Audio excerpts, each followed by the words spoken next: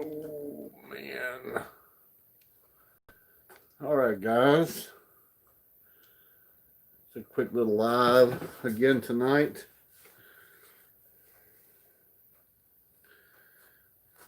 But, I got a quick prayer request for one of my viewers. And my last video I did putting up the electric gate. The last comment that was made was by Old Gray Tree. I don't know if it's a male or female. I asked them their name. They haven't replied back yet. They have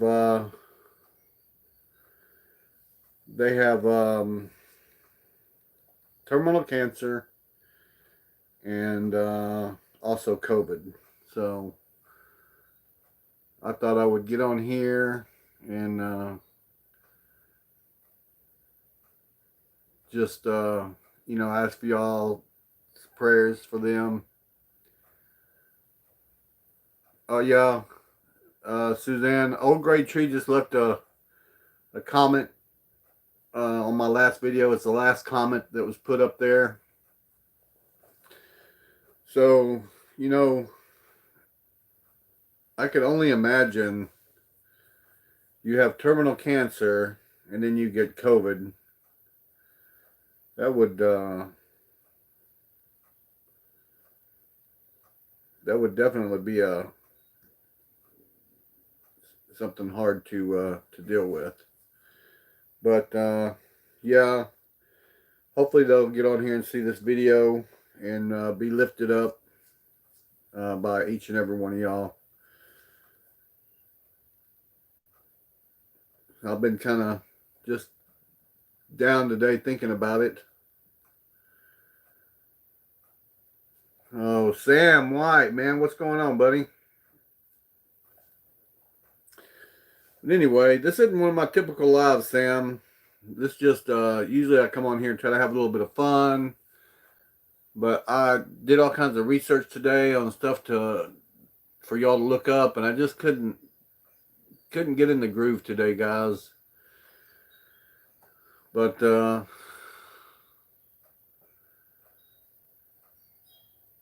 see Mr. Tom just posted a video. Some of y'all asked me how he's doing. He's doing good. Reagan's doing good. He's working a lot. I haven't even heard from him today because he had a big job to do today on a Sunday, so I know he was not happy about that. But Sam, if you get a chance, go follow Southern Boy Prepper. He's a good friend of mine.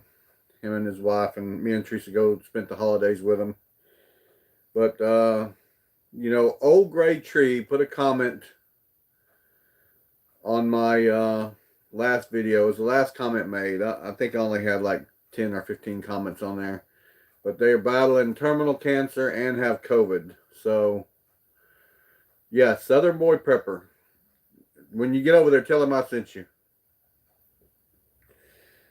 But anyway, don't want to bring anybody down.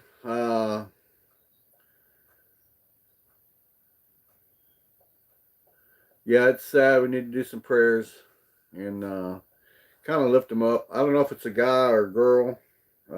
Old Gray Tree. It could be a guy, could be a girl. I don't know. I don't know their story. I don't know if they got a family. I don't know anything other than what they posted, on the last comment. So it'd be nice maybe if y'all went over there and put a comment on there. The last comment that they put on my last video. But anyway, we talked to Kelly and Reagan yesterday, and Kelly's seems to be doing a little bit better. So y'all's prayers for them worked out pretty good. And I appreciate that. And other than that, today, Teresa had me busy the last couple of days working on that fence and helping that lady out over in Baytown. So today I didn't go with her. She didn't come home tonight. She is staying over there to look after her animals and stuff. Oh, let's see here, Suzanne.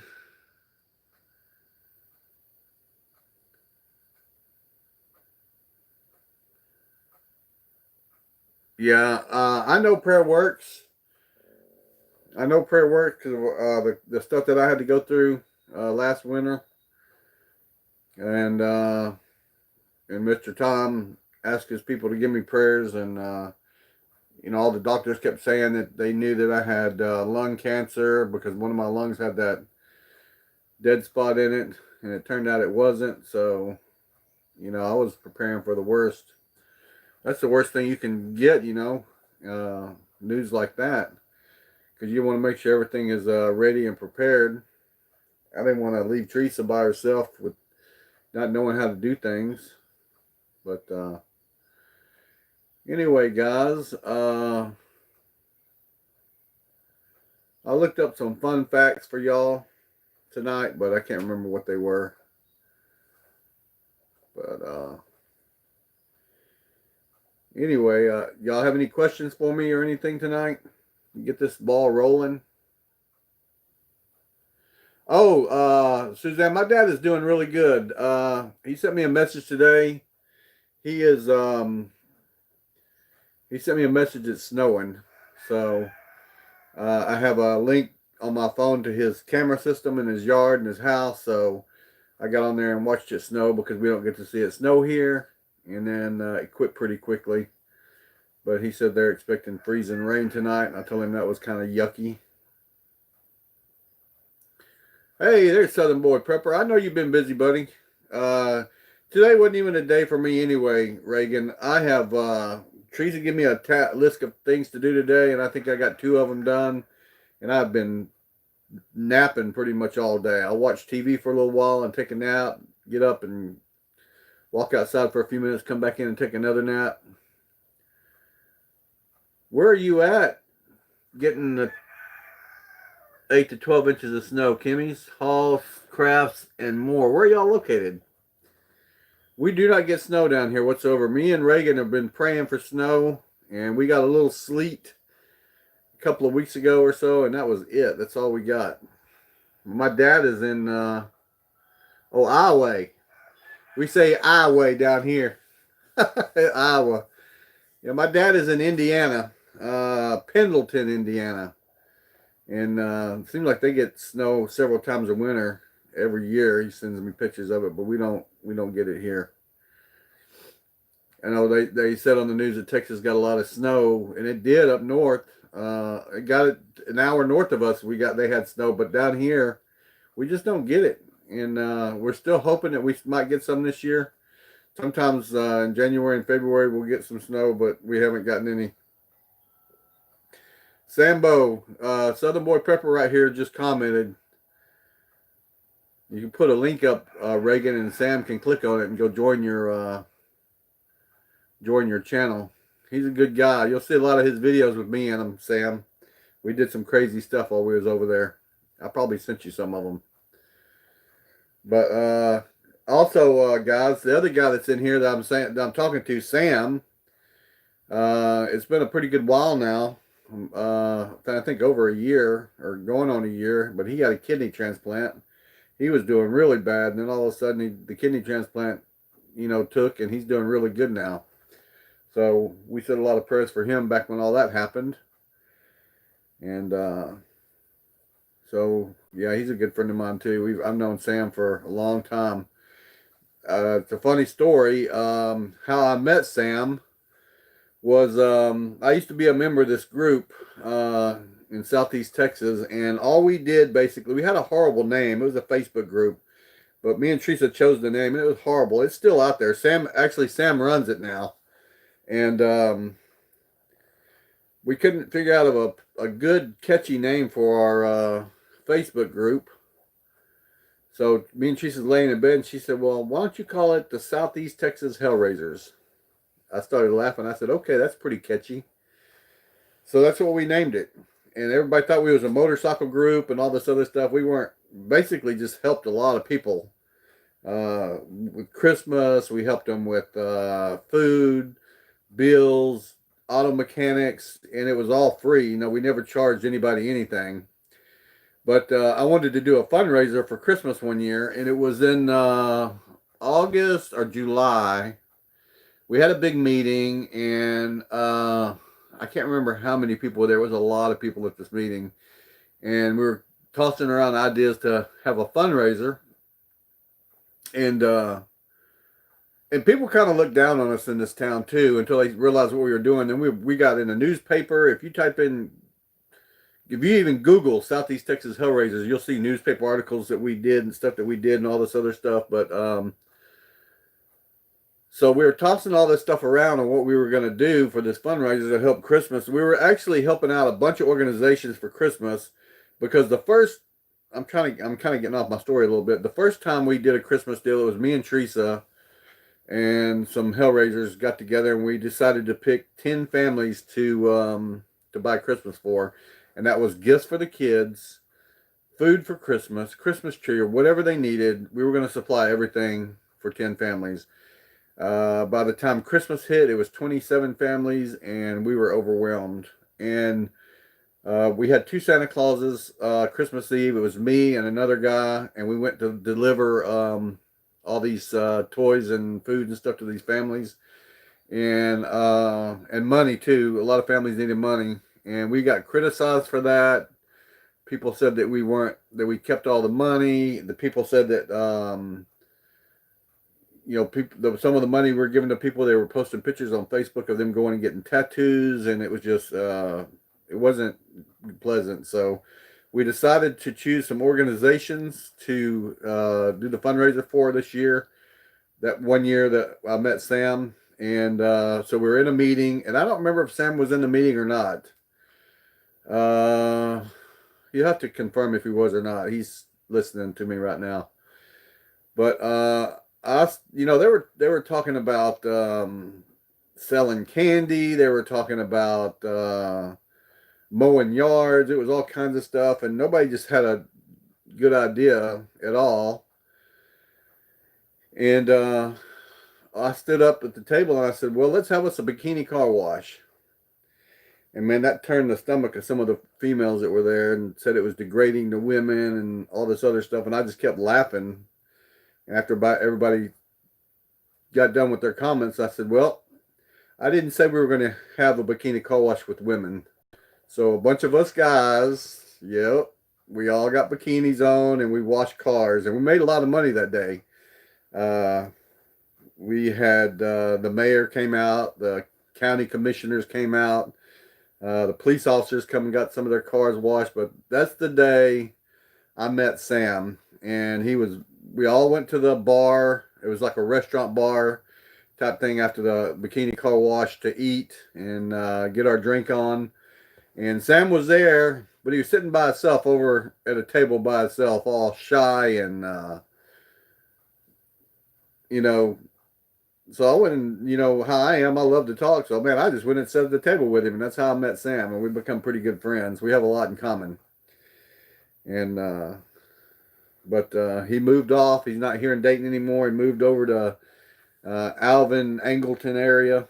So, I don't get to see him that much. We've been to his house. I went to his wedding when he got married, and I think I've been to his house twice. But, anyway, that's how I met Sam at a bikini car wash a men's bikini car wash.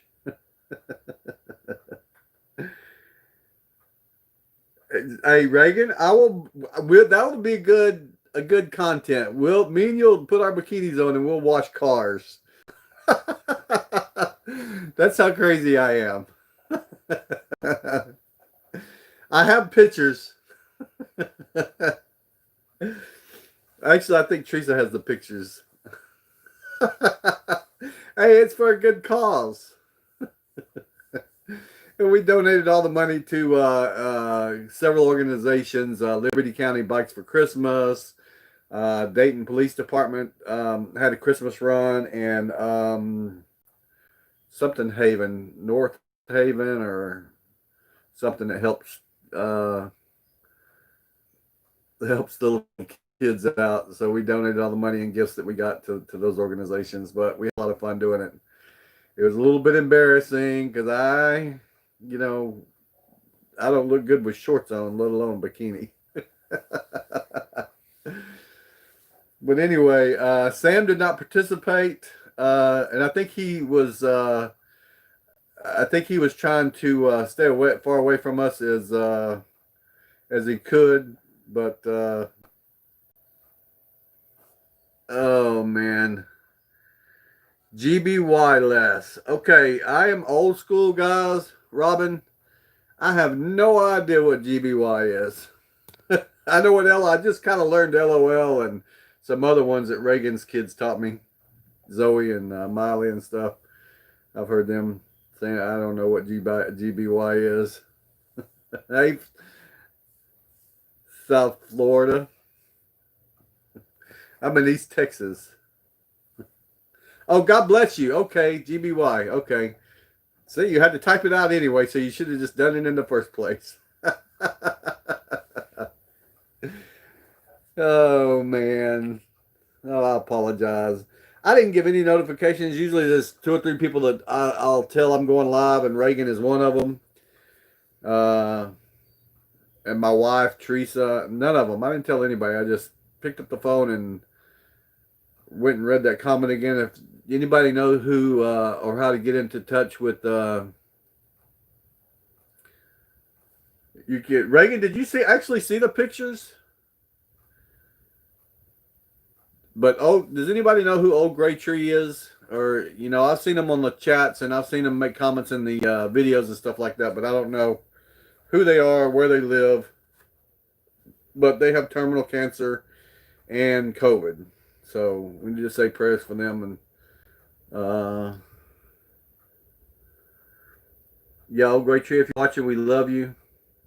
Suzanne pretty much said it all right there. And everything will be fine. We'll all meet up again eventually. People don't think about that kind of stuff, but 2 things in life are certain, and we'll definitely all meet again. But anyway, so I've been trying to do a little short live every evening. I enjoy it when Teresa's here. And she is not here tonight. She is in Baytown where we were yesterday, taking care of the house and that lady's animals till she gets back. They had a busted gas line there. Guys, yesterday was something else. The job, y'all seen in my video, that job was, I could have finished that job in one day. Reagan said no, and he was right. It took 2 days, and everything kept coming up.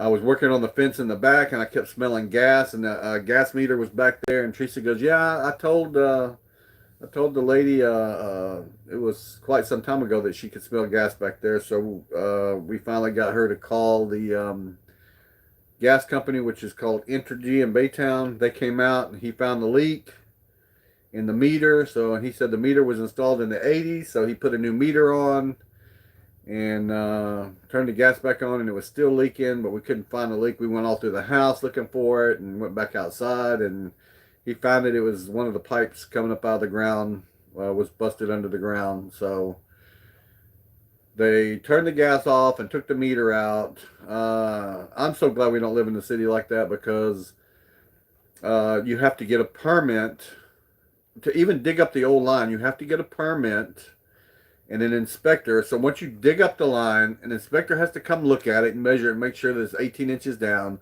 Then hey Johnny, what's up? Glad to see you stop by and say hello, Johnny. And then you have to hire a licensed plumber to put a piece of pipe in that's 20 feet long. That's a straight shot from the gas meter to the house. And they're not allowed to use steel pipe anymore. It has to be some kind of PVC, but not PVC. So I don't know what not PVC is, but they said it's a different color than PVC, and it's only for gas. So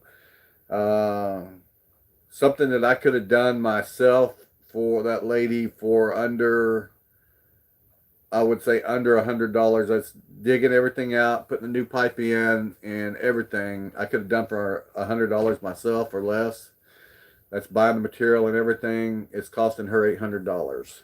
So she has it saved up. So and I explained to the guy that she's you know, not working, and so he's give me some other people to call and some other companies to call, and he's very fair with his price, very fair with his price. So maybe we can do something, make payments to him, or help him out and get them done. But they're coming out tomorrow to dig the line and replace it, and have the inspector there and buy the permit.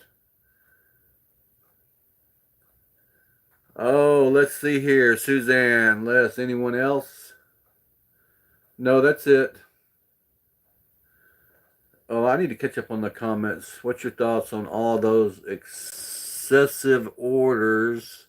Do you think things are going to get bad soon? Food shortages, etc. Darcy, Darcy, you want to know my man? I have so many mixed feelings about that. I get so pissed off at these fearmongers on YouTube. You buy food and you stack food. You get as much food as you can that's going to last you, but not for what's going on now. I don't think that, it could very possibly, we could go into a war. We could have gone into a war with Trump. We could have gone into a war in Obama. But my deal is there's hurricanes, there's earthquakes happening all over right now. Volcanoes are erupting right now. Is there going to be food shortages? My thoughts on that is, that's why I'm trying not to bring it up too much, because I get so angry about it. Because people are not just buying food, they're being told to go out and buy Faraday cages and gas masks, and they're being told to buy, just, and not saying that you'll never need them, but if you need them, you got them. But if you don't ever need them, there's these, old people out there that are spending their life savings. And I got a screenshot of one that's from another prepper. I'm not going to say her name, but this elderly lady said that she spent all her entire Social Security trying to prep, and she was waiting for another Social Security check-in to go buy more stuff. And that's just ridiculous. Get what you can. Because, I promise you, any elderly person around here, if there's a food shortage, we're going to help them out. But that's not just me. I think 99% of Americans would help out somebody that's, going hungry, and we do all the time. Suzanne, to plant potatoes. I did some research on that today, Kelly. Not particularly for potatoes. We have one more freeze, usually right at Easter. So now's the time to plant, if you can plant it, to keep it from getting frozen or catch the frost. So if you can plant something that you can cover up, you can do it now. Or if you have a greenhouse or a carport that you can put your plants in a small starter cup or planter, and as long as you can keep them from freezing. I'll tell you what, last year we planted early and we lost some crops to just that frost before Easter, and y'all plant in February for potatoes. Y'all have to worry about them freezing or anything if we get if they come up and it freezes?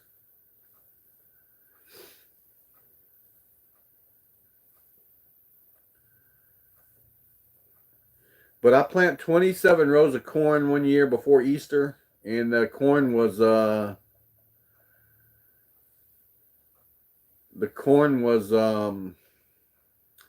about 4 inches tall, and we had a bad frost, a freeze right before Easter, and killed every one of my plants.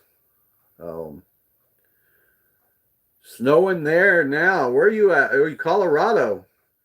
You got to post some pictures, Colorado prepper.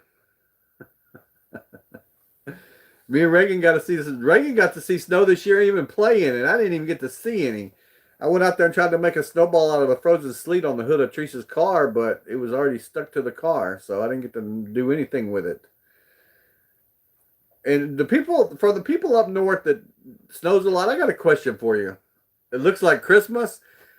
Man, me and Kelly would love that. just my thought on the gardening thing, guys. I'm not a professional. I'm just telling you what I looked up and what the bad experience we had last year and a few years back with the 27 rows of corn. It could be 1/8 inch deep and it's snow to me. Same here, Reagan. Same here. But okay, the question is for the people up north that get a lot of snow. One year we got snow here.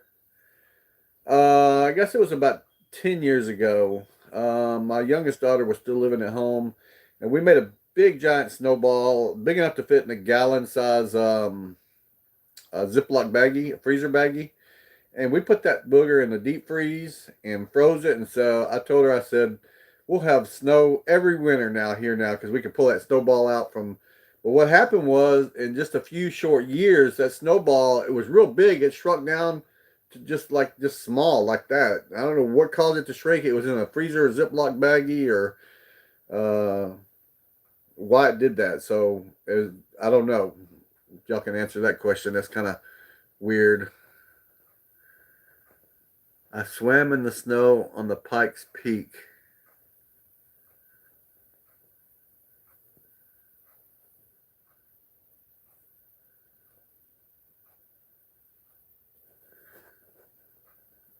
Darcy, I agree with you. I like the spring, but I don't really care for the summer. I love the summer actually, but if y'all knew what I did for a living and how much I was in the heat every day from the time it gets daylight to the time it gets dark, yeah, as I'm getting older, I'm getting to where I can't hardly take the heat anymore, and I have to do this for at least 4 more years. So I was thinking about that earlier. I don't want to do it. In Southeast Texas, it's very humid and very hot, just like in Louisiana. But anyway, guys. So if y'all would say the prayers for those people, for Old Gray Tree for me, and I'm gonna get off of here soon. Reagan, as soon as you get done with your paperwork or whatever you're doing, give me a shout, and I will get off of here and probably make me some hot cocoa and some popcorn or something for supper. I mean, it's already getting late. You gonna call me at 1 a.m. or 2 a.m.? That's when you're gonna finish your paperwork? I apologize, Reagan. I've been trying to leave you alone today, but I've been sleeping a lot today too. Not feeling bad or anything. It's just one of those days where it's kind of been rainy and dreary out, and you watch TV and just fall asleep in the recliner. So I got a lot of stuff I need to get done. I guess I'll get it done tomorrow. It's real windy outside right now. I hear the wind chimes going and stuff, so I'll have to check the weather for tomorrow. We might have a cold front coming in. But anyway, guys, y'all take it easy. We'll holler at y'all later. I'm out.